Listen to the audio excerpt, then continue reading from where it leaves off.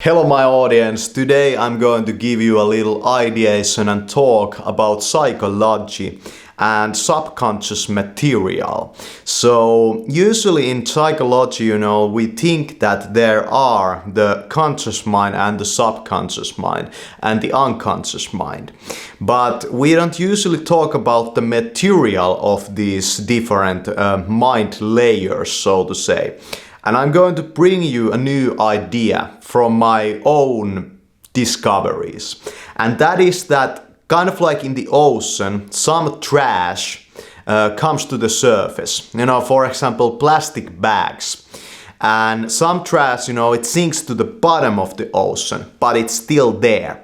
And what I want to make you understand over here about your own psychology is that if it's the same way in your mind as it is in the oceans, then it would kind of make sense that the material that comes to the surface, over and over again in your mind and tries to kind of, push itself to be, attended to, is the material that is kind of lightweight and comes to the surface easily.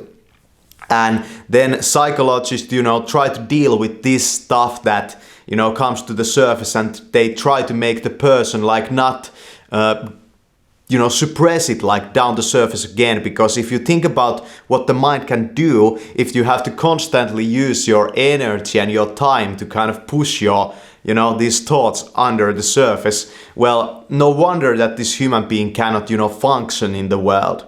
He has so much, baggage, so to say, that he's trying to push under the surface, when the real solution is to let it come to the surface and then pick it and then dispose of it. And the problem over here is, of course, that this is not the whole picture. There's more. And there's the trash, there's the heavy stuff that has sank to the bottom of this ocean and keeps polluting the water, for example. And what can we do in this situation? Well, we have to kind of dive there and we have to look like under the surface.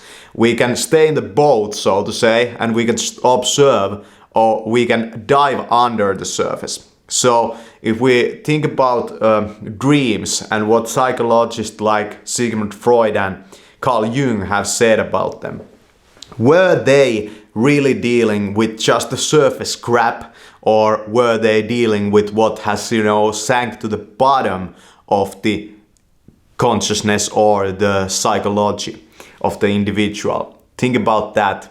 And what are the ways that we could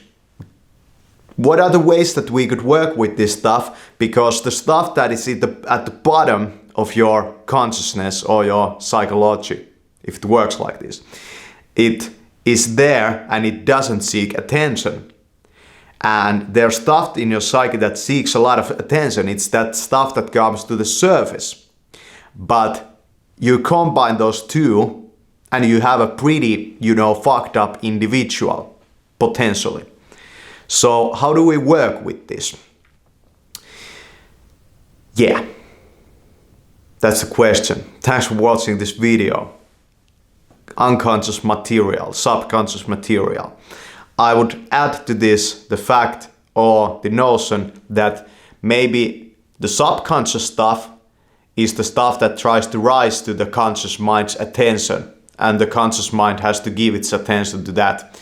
And the unconscious stuff is then that stuff that is kind of like on the bottom of the ocean, and it doesn't seek any attention, but it can cause huge problems.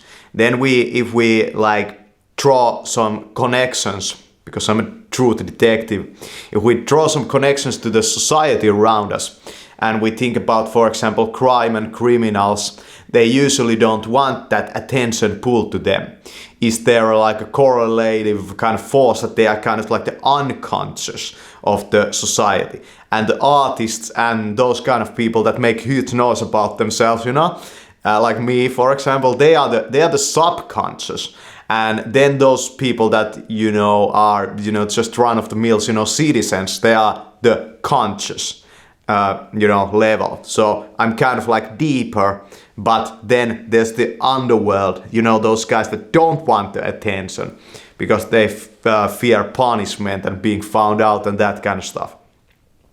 Does it mirror the society around us? And at what layer do the aggressive and violent forces come into play?